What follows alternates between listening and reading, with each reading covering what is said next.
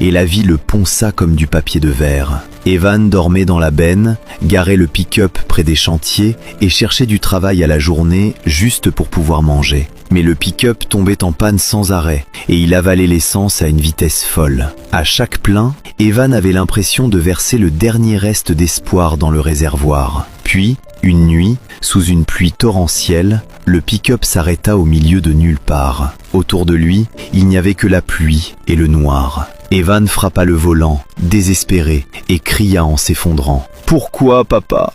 Pourquoi tu ne m'as laissé que ça?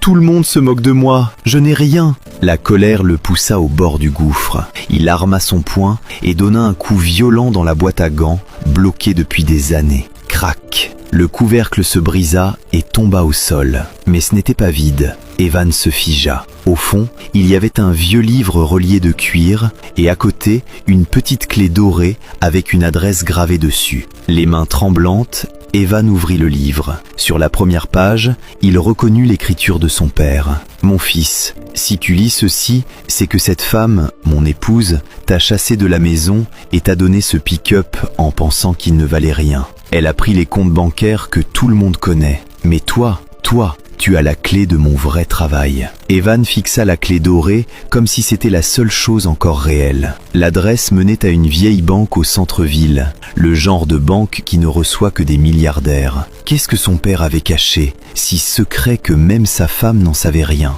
Et quand la belle-mère comprendra que cette ferraille valait plus que tout le manoir, que se passera-t-il? Si tu veux savoir ce que cette clé ouvre, continue.